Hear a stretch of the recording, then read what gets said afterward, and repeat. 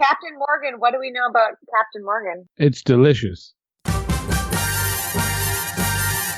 Commonwealth, Commonwealth, the former empire, now Commonwealth. Is it relevant? Probably not, but why not give this part a shot? Stay tuned, here comes Uncommonwealth, the podcast. And we're live. Oh, he screwed it up again. I feel like Catherine trying to get this started, except I'm not laughing. And we're live from the Uncommonwealth virtual studios at 4 undisclosed locations. Thanks for joining. Hey. Hey. Uncommonwealth. All right. Today, for you guys, I have a little interesting history about one of our Commonwealth nations, the wonderful festive country of Jamaica. Oh, I shouldn't do that. Jamaica. It's very tempting. In the 16th and 1700s, Port Royal, Jamaica stood as one of the most popular ports of call for thieves, prostitutes, and pirates. The small harbor's association with marauding began in the 1600s when Jamaica's colonial British governors offered it up as a safe haven for pirates in exchange for protection from the Spanish. So they basically said, come here, pirates, do whatever you want, just keep the Spanish away from the Caribbean. And the Buccaneers accepted the deal, and the town soon became a major staging ground for British and French privateers so that they could control the Caribbean. And when did Dr. No move in? It was the 1960s, I think. Okay. One of the most famous of these pirates was Sir Henry Morgan, a Welsh captain, a Captain Morgan, if you will. Who used Port Royal as a base of operations for raids on the Spanish. And he is the rum that we still drink today. No. Wow. Oh, wow. No, that's where Captain Morgan comes from. Oh, Yeah. wow. That's cool. He killed a lot of my brain cells in college. One of my ancestors is like famous, like Dutch pirate. He was like a, I don't know what ranking or whatever in the Dutch Navy, but he basically, abandoned them. What's it? Was Deserted. it the Dutch East India Company? Was it that one? I can't remember. I need to go and Google it because this is like 500 years ago or whatever. Yeah. But I remember my grandmother telling me about it. That he's and then he was like essentially he was like this rogue captain and was That's essentially awesome. like a pirate. Well, yeah, Well, Jimmy, I assume all of your ancestors are criminals. You're Australian. right. Yeah, that's true. That is true. Someone a few generations ago stole a loaf of bread and half an apple, and I now live on a sandy beach. Yeah, traded Brighton for the Gold Coast. Is So Port Royal the Captain capital? Morgan- Port Royal was the capital of the pirate kingdom. No, but is it the capital of Jamaica? I don't think Today? so. I don't think so, but I don't know. But Did it they is still also- around. Did they also do a lot of illegal smuggling of contrabands? Well, Was that like a base? So basically, it was going fine. The symbiotic relationship between the Brits and the pirates, but then they sort of they took a bit more than they were meant to take, and they pulled off a couple shady. You can't trust a pirate, or the British government. Equally. Yeah. Equally as shady.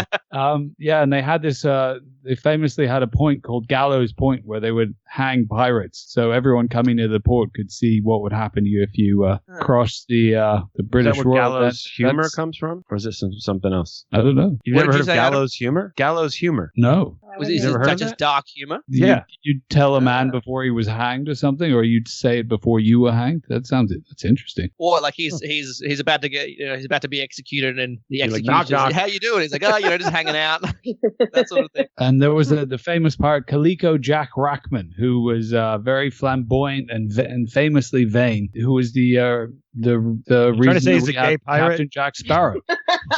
100% a gay pirate. Definitely a They gay didn't pirate. have the word for it. I mean, treasure, outfits. It was a great. It's so funny that Eyeliner. because of these Yachts. Pirates of the Caribbean movies or whatever. We now kind of romanticize pirates, and we think they're so cool. We dress up with them for Halloween, but in reality, like they all had scurvy, they're missing teeth, they're all like malnourished and gangrene or whatever. It's not quite as I assume the pirate lifestyle wouldn't be quite what it's cracked up to be in the movies. No, Was in that Hollywood, musical about pirates? I remember it when I was a kid. You're thinking Cats. Pirates of Penzance. Yeah. Oh that's yeah, the one. that's it. Yeah. The Pirates of Pangea or whatever you said.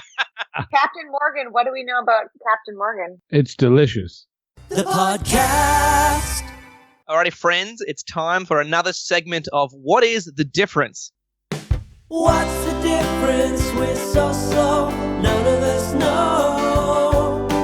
Jimmy will tell us, he Googled it. this segment, I ask you some questions of commonly Googled things. What's the difference between this and that? And the first one is, what is the difference between jelly and jam? Oh, man. Jam is made of Fruit. only of non-pitted fruit. Oh. Jelly is with pitted fruit. Wow. Ooh, you're kind of close there, Catherine. That's so You're pretty smart. I close. want it to be the answer, Catherine. Yeah. Oh. I respect what, we that should as a see- guess so much. Catherine, we can just give it to you. So jelly is made from fruit juice, and so it has like a really smooth That's consistency. not the same. I And didn't get that. well, it's close. Well, jam's made from the pulp or crushed fruit. So you See, I was gonna say something different. I was gonna say that the difference is that there's no such thing as a traffic jelly. that's good. Very good. Oh. But obviously, and again for listeners, we're not.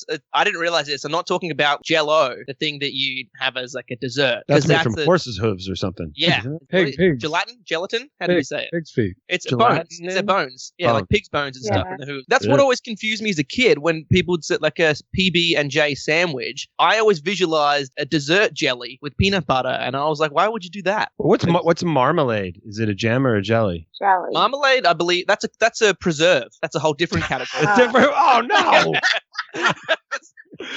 What? What's the difference between a preserve then? A preserve is with fruit chunks with a gel or syrup. So preserves are like more Oh my in the God, no. consistency ramp. It goes jelly, jam, preserve. I wasn't close. It's So above preserve, just a photo of an apple. A whole apple. Okay, next one. What is the difference between magma and lava? Liquid hot magma. Sounds better than liquid hot lava. I don't know. That's I don't know. This Is one. magma when one's it's tough. Keep going, Piers. I feel like you were going somewhere good. I want to hear your guess. You just have to guess.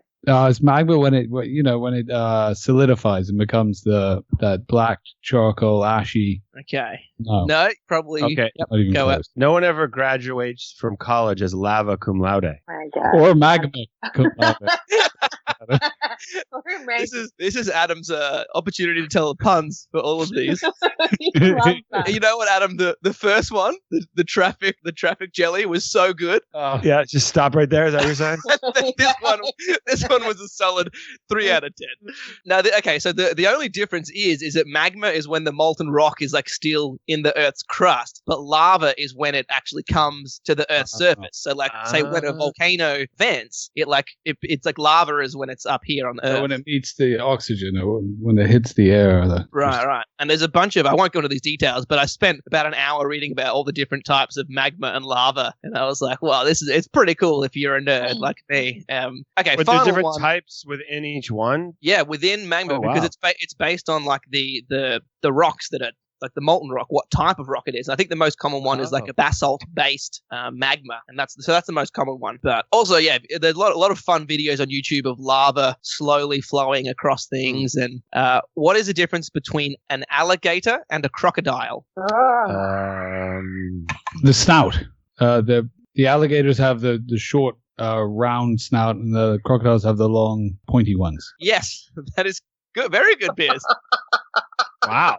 I'm surprised you knew that. Pierce, like Encyclopedia Pierce over there. Well, the main difference between an alligator. Alligators are only found in America. Crocodiles are found elsewhere. Was there freshwater versus saltwater or something? That's one thing. I don't know if alligators are found outside of America. The main difference, Piers is right, is that alligators have a U-shaped head and crocodiles is a V, but also on their head, the crocodile's bottom tooth is visible. It sticks up, whereas alligators are just purely upper tooth. But I think the main difference between an alligator and a crocodile is that one of them you see later and the other one you see in a while.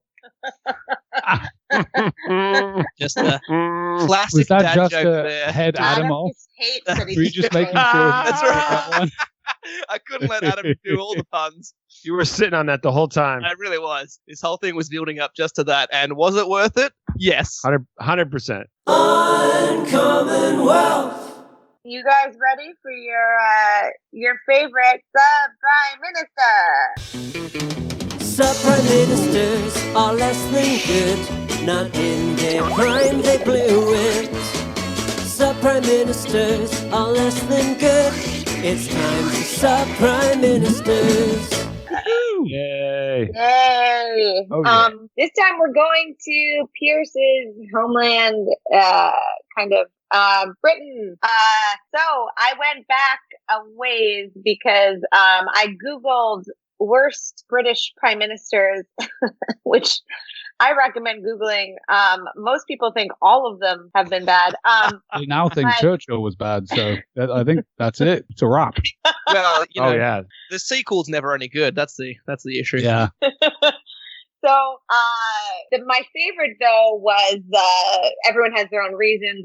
Thinking there's shitty prime ministers, but it's hard to argue with the prime minister of Britain from 1770 to 1782, he was called Lord North, Frederick North, who lost America. And that's what people say about him is it's like hard to think he was good because he was the guy who did a terrible job in the American War, independence, and just probably don't regret it ended up. today. I don't know. Well, the historians obviously it's a complicated story, but he was just a very war averse man. He was, even if you look up, Google an image of Lord North, he just looks scared. He has scared little eyes.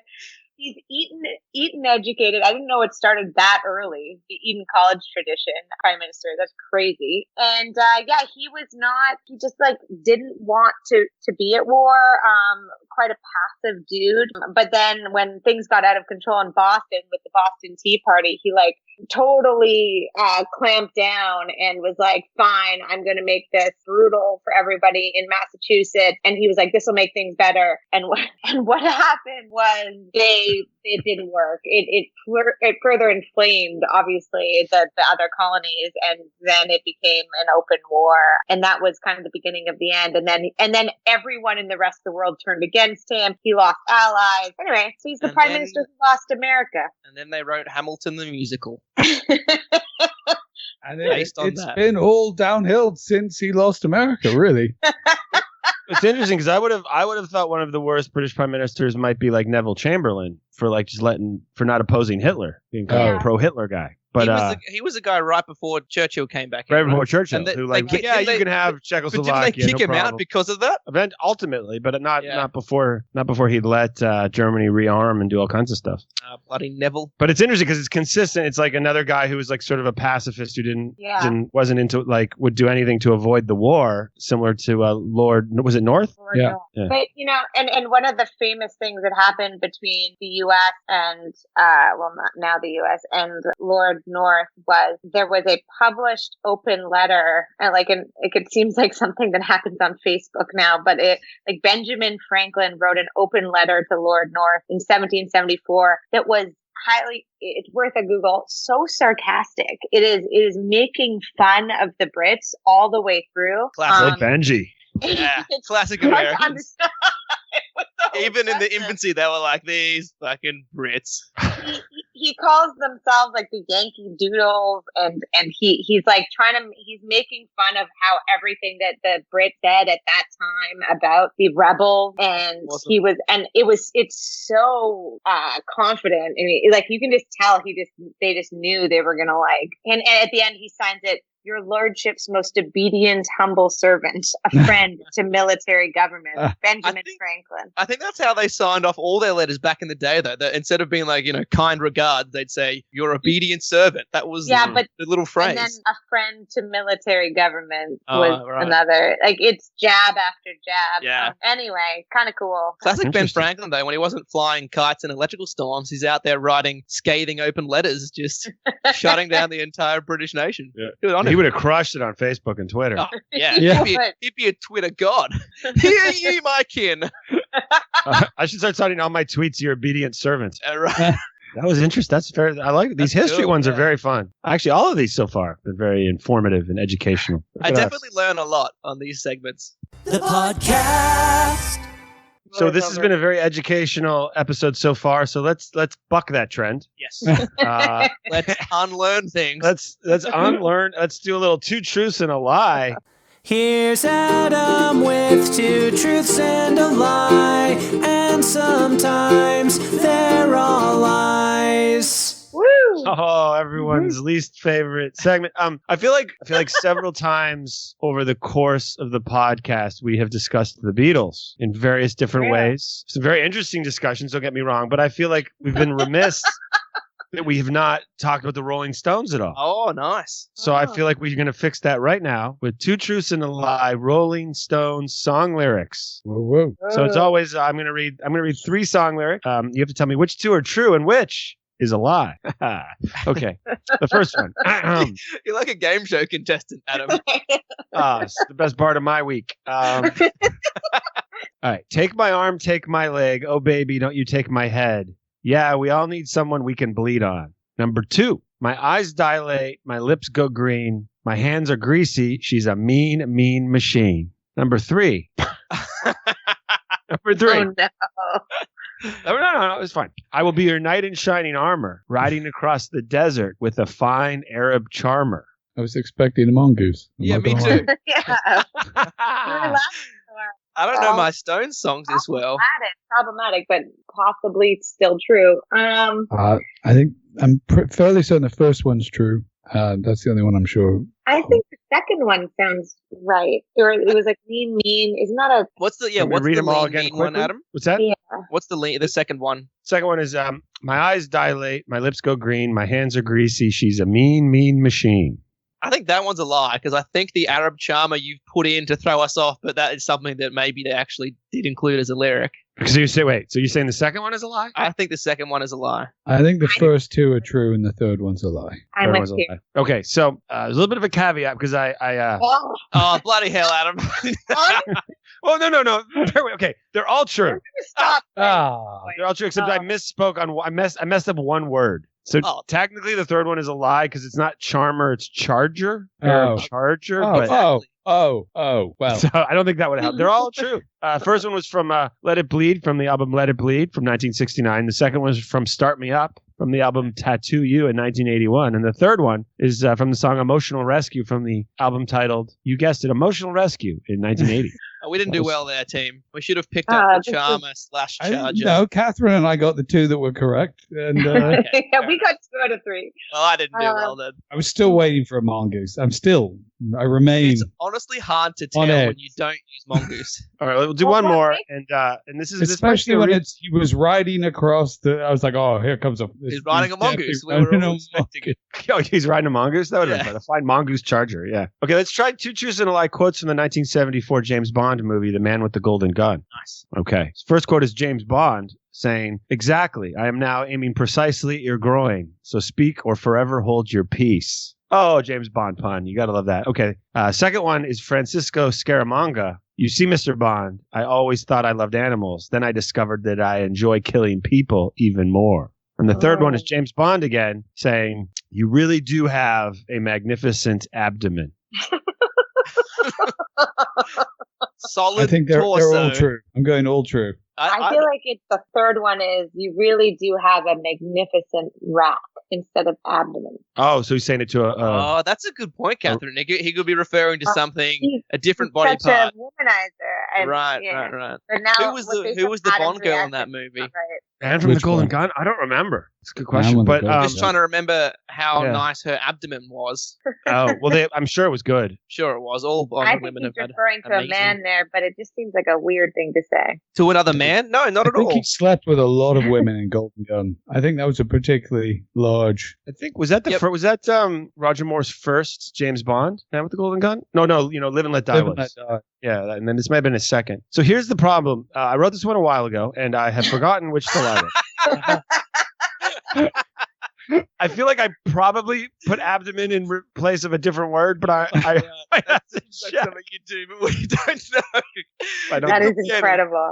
So perhaps next podcast we'll figure it out and let people know. No, I like it. This could be like the Zodiac Killer. We'll just never know.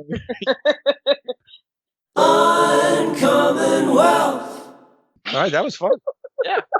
Okay. And I vote for myself as MVP. Only Catherine can do that. Oh, fair enough. Like the Empire, we're almost done. We hope that you've had lots of fun. Was it relevant? Probably not. But thanks for giving this part a shot. Stay tuned for the end of Uncommon Wealth. The podcast Uncommon Takes. No, that's Title? true. The third one was true. I just looked it up. Oh, interesting. So they're all true? Yeah, there's a belly dancer, and he tells her she is a magnificent. That Totally fits. Yeah. Oh, that's when Yeah. he puts the jewel in her stomach, or he pulls it out of I her belly remember that. with his Yeah. mouth. Remember the good old days? Oh. Uncommon Takes.